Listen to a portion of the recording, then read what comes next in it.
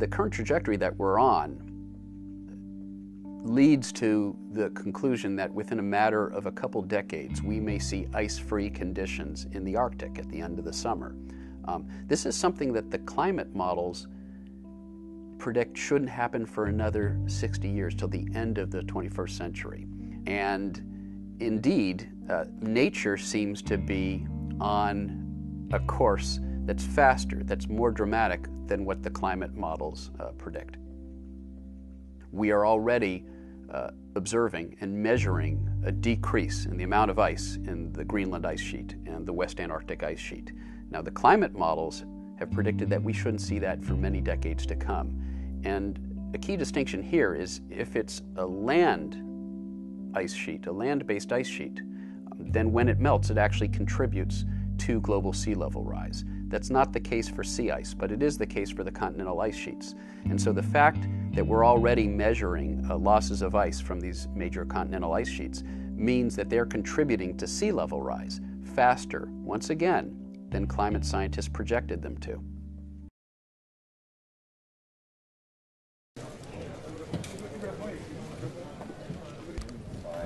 Thanks to the dedicated work of a global community of scientists, this new report will be essential for governments as they work to finalize an ambitious legal agreement on climate change in 2015.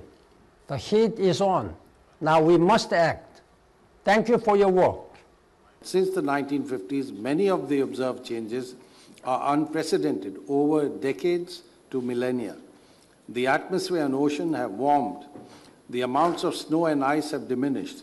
Sea level has risen, and the concentrations of greenhouse gases have increased.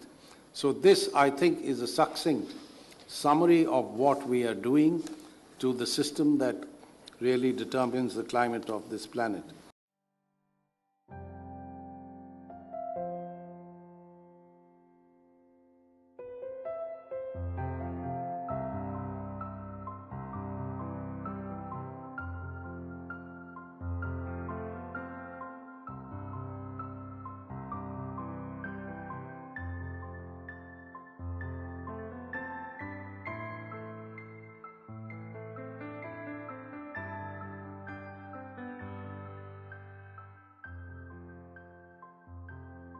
The planet is being destroyed, we are creating an underclass, we are exploiting poor people all over the world, and the genuine, legitimate problems of the people are not being addressed by our political class. All of those things may be true. They are true. But I wouldn't argue with you about many of them.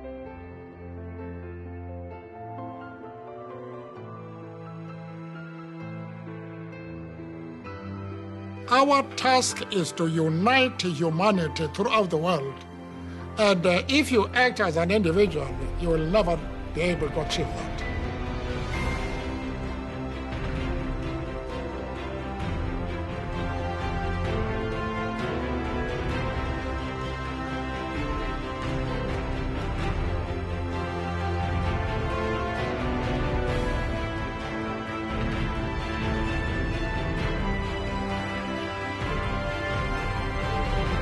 We cannot solve these problems unless we work together. So the great project of our generation, it seems to me, is to build for the first time, out of a global ethic and our global ability to communicate and organize together, a truly global society, built on that ethic, but with institutions that can serve that global society and make for a different future.